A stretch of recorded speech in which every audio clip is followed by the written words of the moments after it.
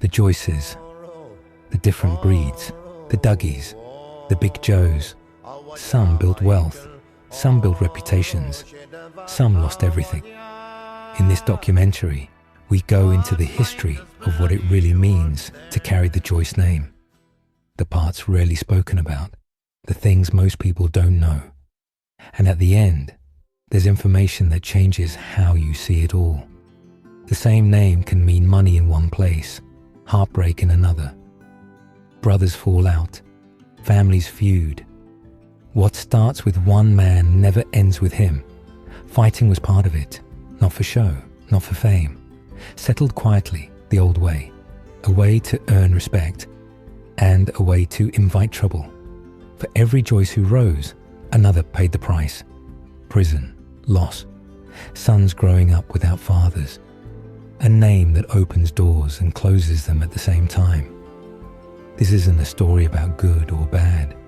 It's about blood, about what a name gives you and what it takes. People talk about Irish traveller families as if they appeared out of nowhere. They didn't. They arrived in Britain for the same reasons many traveller families did: pressure, poverty, and survival. In the decades after Irish independence, and again through the economic collapses of the mid-20th century, life became harder for travellers in Ireland. Traditional stopping places disappeared. Work dried up. Policing intensified. For many families, Britain wasn't opportunity. It was necessity. The Joyces were among those families. They crossed the Irish Sea, not in one moment, but in waves. First the men, then the families. Some settled temporarily. Some never went back. And over time, different branches of the Joyce family became rooted in different parts of Britain. One of the most well-known branches settled around Oxford. The Oxford Joyces didn't arrive quietly. By the time they were established, the Joyce name already meant something. Reputation travelled faster than caravans ever could. People knew the name before they knew the faces. Among the Oxford Joyces, names like Mickey Joyce, Johnny Joyce, and later Joe Joyce were spoken about within traveller circles, not as celebrities, but as men who carried themselves a certain way. Fighters, negotiators, men who didn't back down when challenged. Oxford mattered because it sat at a crossroads, between counties, between traveller groups, between old routes and new restrictions. Tensions were common. Disputes happened. And when they did, families relied on their strongest men. This is where bare-knuckle boxing became more than sport. For travellers, bare-knuckle fighting was never about entertainment. It was about honour, dispute resolution, and reputation. And the Joyces, particularly through figures like Big Joe Joyce, became deeply associated with that world. Big Joe Joyce wasn't famous because of media. He was known because other fighters knew him. He represented a generation where toughness mattered more than polish. Win or lose, you stood your ground. That was the code. As the Joyce families spread across Britain, Oxford, the Midlands, part of Wales, the name became embedded in that underground culture. It was spoken alongside other major traveller surnames, not because they sought trouble, but because trouble often came looking for them. By the time Dougie Joyce emerged, the world had changed again. This was no longer an era where stories stayed within the community. Cameras followed travellers. Social media turned private disputes into public spectacle.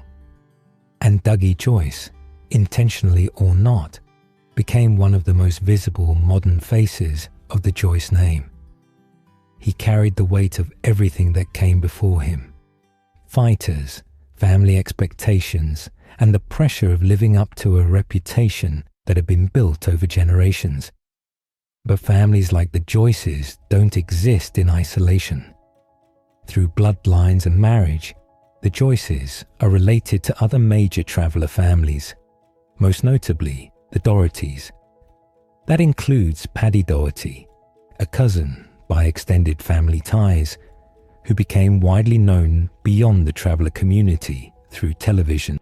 For the last week, the great British public have been voting for their winner, and I have the result. I can now reveal the housemate with the most votes, and the winner of this year's Celebrity Big Brother is Paddy! That connection matters because it shows how traveller power structures work. These families aren't separate stories. They're branches of the same tree. When one name rises, others feel it. When one name falls, others are affected. And sometimes the pressure breaks through into the public system.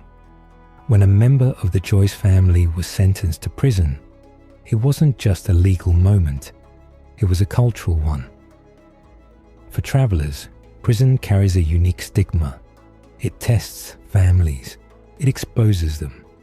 It invites judgment not just on the individual, but on the entire bloodline. Outsiders saw crime, insiders saw consequences. Still, the family endured. That's the part most people misunderstand. The Joyces didn't survive because of violence. They survived because of structure, tight family units, loyalty, and an understanding that reputation must be defended not just with fists, but with restraint when necessary. The Oxford Joyces remained. Other branches continued across Britain. New generations were born into a name that already had history attached to it. And that's why the Joyce story never really ends. Because when another Joyce appears in the news, whether it's a fight, a court case, or an interview, people don't ask for background. They already feel like they know the ending. But they don't. Because the real story of the Joyces isn't about one man, one crime, or one fight. It's about how a family crossed borders, survived scrutiny, and carried a name that refuses to disappear. Among traveller circles and bare-knuckle history, several fights are spoken about repeatedly, not because they were publicised, but because the men involved earned reputation through them. One of the names that comes up over and over is Big Joe Joyce. I'm wearing nothing on my hands, the bare-knuckles out and that's it like. Most of the things is bandages. Because bandages kills the clout, and I ain't able to cut a man in or do nothing to him. So that's it. Bandages only for the ring, for the gloves, not for bare knuckles. When I used to be doing a lot of training years ago when I was a young lad, I used to, before I'd fight a man, maybe a month beforehand, I used to stick my hands in capital and lay my hands like a rock hard. But I don't like telling that to everybody. Any young lad is going to there like, I don't want everybody know my secrets. But that was a secret of my hands, keeping them hard, keeping them like a stone. I used to have them. Sometimes called Joe the Hulk Joyce, a figure from the Oxford and wider traveller communities who became well known for his toughness and willingness to stand in for fights when called upon. Big Joe fought several other well-regarded bare-knuckle opponents, including Martin O'Donnell, a name frequently mentioned in community fight lists, alongside Anthony O'Donnell and others associated with informal bare-knuckle circuits. Another name tied to the same lineage is Joe Joyce Jr., who is remembered in similar contexts for taking on Anthony O'Donnell in heated bare-knuckle contests that the community talked about long after the fights ended. These bouts were often arranged privately, away from official arenas, no gloves, no judges, just fists on dirt or grass, until one man could no longer continue. More recently, Dougie Joyce himself has featured in well-known clashes. One of the more widely circulated videos shows Dougie fighting Douglas Doherty, a member of a rival traveller family, a bout that spread online and became one of the most watched bare-knuckle altercation clips. from the British traveller scene, and the conflicts haven't always stayed private. In 2012, Dougie was sentenced for his part in a street brawl involving his younger brother Johnny and their cousin, celebrity bare-knuckle boxer Paddy Doherty. That fight drew attention because it was widely shared and showed how deep and personal some of these family feuds can be. These fights are about more than fists.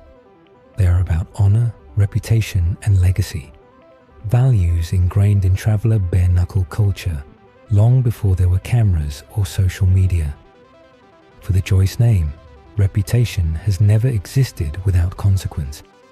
In August 2023, that reality became public again.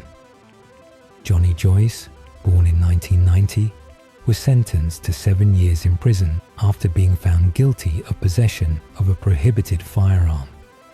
His co-defendant, Kane Barker, received 6 years and 1 month for the same offence.